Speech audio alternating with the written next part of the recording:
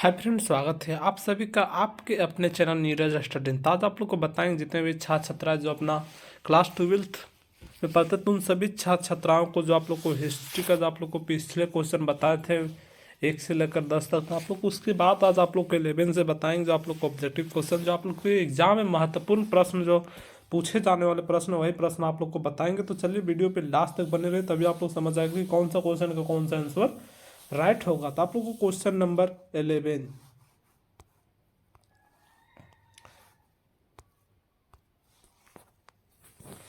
हड़प्पा किस नदी के किनारे स्थित है। तो आप लोग को क्वेश्चन ये जो बहुत मस्त इंपॉर्टेंट क्वेश्चन, और आप लोग के एग्जाम में ये बार बार क्वेश्चन पूछा जाता है, तो इससे हो सकता है तो आप लोग कॉपी में नोट्स करते जाएं। तो हड़प्पा किस नदी के किनारे स्थित है, तो आप लोग पहला ऑप्शन दिया सिंधु, दूसरा ऑप्शन दिया ब्यास, तीसरा ऑप्शन दिया सतलज, चौथा ऑप्शन दिया रावी। तो हड़प्पा नदी जो है वो आप लोग को रावी नदी के किनारे स्थित है। डी नंबर राइट आंसर होगा।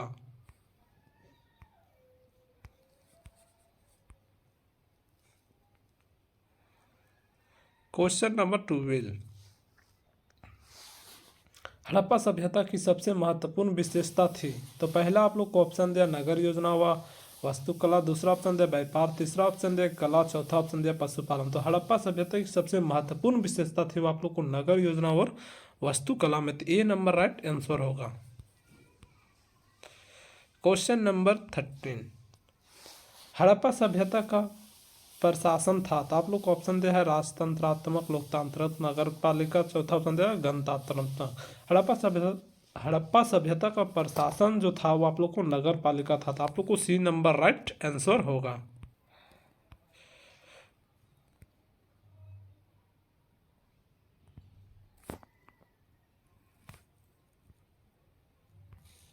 क्वेश्चन नंबर 14, हड़प्पा सभ्यता के पतन के क्या कारण थे।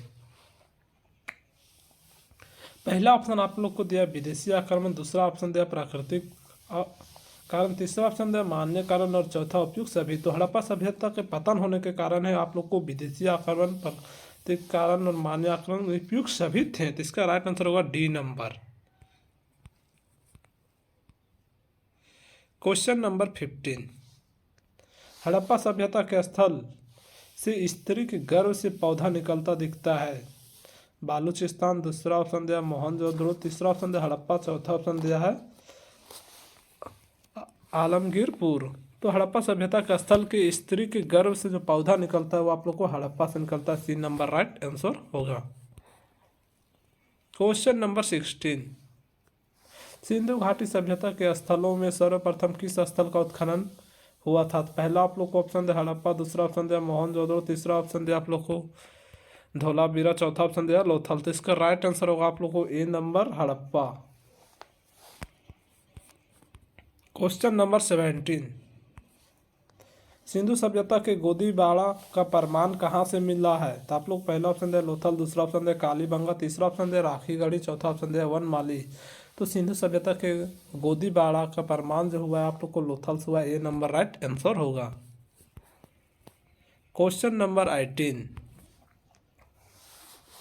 किस सिंधु स्थल से सूती कपड़े के साक्ष्य मिले हैं। पहला आप लोग को ऑप्शन दिया कालीबंगा, दूसरा ऑप्शन दिया रंगपुर, तीसरा ऑप्शन दिया है सुतकंजेड्योड़ और चौथा ऑप्शन दिया मोहनजोदड़ो। तो राइट आंसर इसका आंसर होगा आप लोग को क्वेश्चन नंबर 18 का D number Mohenjodaro.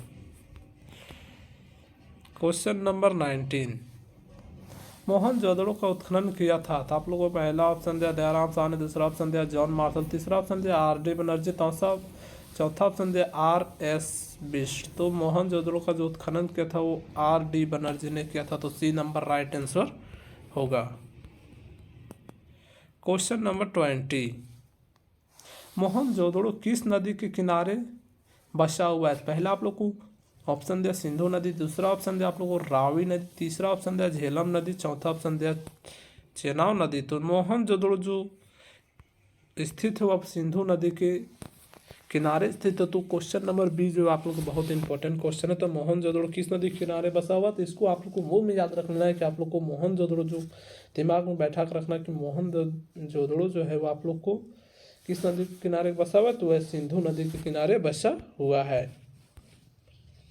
Question number 21, Mohenjodaro किस भाषा का शब्द है। ये भी क्वेश्चन जो आप लोग क्वेश्चन नंबर 21 देख रहे हो आप लोग को very very very important question है। तो आप लोग को ऑप्शन दिया है हिंदी, दूसरा ऑप्शन दिया है सिंधी, तीसरा ऑप्शन दिया उर्दू, चौथा ऑप्शन दिया फारसी। तो मोहनजोदड़ो किस भाषा का शब्द है? तो आप लोग को सिंधी भाषा का शब्द है। तो इसका आंसर बी नंबर आंसर होगा सिंधी। क्वेश्चन नंबर 22, लोथल कहाँ स्थित है? तो आप लोग पहला ऑप्शन दिया गुजरात, दूसरा ऑप्शन दिया पश्चिम बंगाल, तीसरा ऑप्शन दिया राजभवन, चौथा ऑप्शन दिया पंजाब।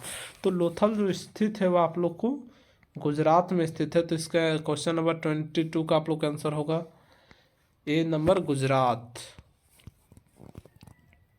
क्वेश्चन नंबर 23, प्राचीन इतिहास का निर्माण किया गया था। आप लोग पहला ऑप्शन दिया साहित्यिक स्रोतों के आधार पर, दूसरा ऑप्शन दिया विदेशी यात्रियों के विवरण के आधार पर, तीसरा ऑप्शन दिया पुरातात्विक अवशेषों के आधार पर, और चौथा ऑप्शन दिया आप लोग को उपयुक्त सभी के आधार पर। तो प्राचीन इतिहास का जो निर्माण किया वो साहित्य स्तरों के आधार पर भी, और विदेशी यात्रियों के विवरण के आधार पर भी, और पुरातात्विक अवशेषों के आधार पर भी, उपयुक्त सभी के आधार पर, ये तीनों के आधार पर किया गया था। तो आप लोग को क्वेश्चन नंबर 23 का जो प्राचीन इतिहास का निर्माण किया था वो उपयुक्त सभी के आधारों पर किया गया था। तो इसका आंसर आप लोग को डी नंबर राइट आंसर होगा, उपयुक्त सभी का आधारों पर।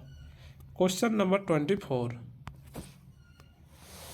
कालीबंगा भारत के किस राज्य में अवस्थित है? तो आप लोग पहला ऑप्शन दिया हरियाणा, दूसरा ऑप्शन दिया पंजाब, तीसरा ऑप्शन दिया राजस्थान, चौथा ऑप्शन गुजरात।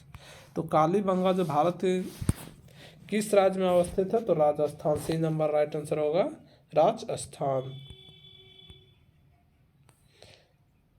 क्वेश्चन नंबर 25,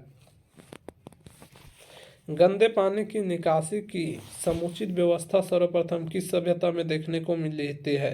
तो पहला आप लोग को ऑप्शन दिया सिंधु घाटी सभ्यता, दूसरा ऑप्शन दिया मिस्र की सभ्यता, तीसरा ऑप्शन दिया रोमन सभ्यता, चौथा ऑप्शन दिया चीनी सभ्यता। तो गंदे पानी की निकासी की समुचित व्यवस्था जो दी गई वो आप लोग सिंधु घाटी सभ्यता में दी गई थी। ये नंबर राइट होगा सिंधु घाटी सभ्यता।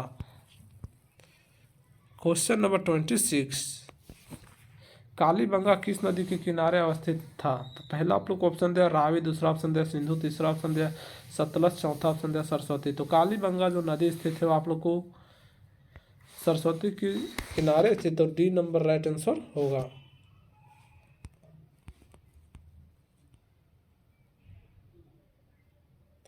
क्वेश्चन नंबर 27, सिंधु सभ्यता का बंदरगाह नगर कौन था? तो पहला आप लोग को ऑप्शन दिया है हड़प्पा, दूसरा ऑप्शन दिया है मोहनजोदड़ो, तीसरा ऑप्शन दिया है कालीबंगा, चौथा ऑप्शन लोथल। तो सिंधु सभ्यता का जो बंदरगाह का नगर में कौन था स्थित? Lothal, D number right answer होगा लोथल। क्वेश्चन नंबर 28, सिंधु सभ्यता के नर्तकी की मूर्ति कहाँ से मिली? तो आप लोग पहला ऑप्शन दिया मोहनजोदड़ो, तीसरा ऑप्शन दिया हड़प्पा, तीसरा ऑप्शन दिया कोटतीजी, चौथा ऑप्शन राखीगढ़ी। तो जो आप लोग को सिंधु सभ्यता में नर्तक की मूर्ति जो मिली है वो आप लोग मोहनजोदड़ो से मिली है। तो ए नंबर राइट आंसर होगा।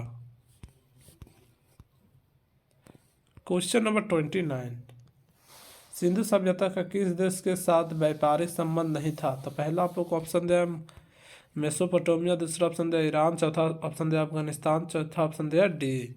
तो आप लोग को सिंधु सभ्यता का किस राज्य से साथ व्यापारिक संबंध नहीं था? तो चीन के साथ। इसका डी नंबर राइट आंसर होगा चीन।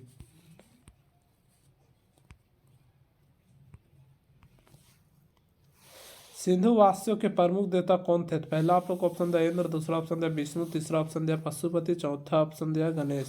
तो सिंधु वासियों के जो प्रमुख देवता थे वो पशुपति महादेव थे। तो इसका आंसर आप लोग को क्वेश्चन नंबर 30 का जो आप लोग को राइट आंसर होगा आप लोग को सी नंबर राइट आंसर होगा पशुपति महादेव। तो आज का वीडियो यहीं तक। जो आप लोग को क्लास 12 का जो आप लोग को हिस्ट्री का जो ऑब्जेक्टिव जो महत्वपूर्ण क्वेश्चन बताएं वो आप लोग को एग्जाम की तैयारी के लिए। तो आज का वीडियो यहीं तक।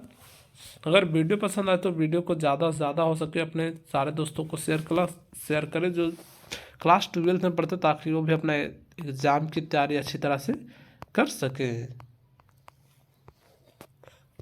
धन्यवाद।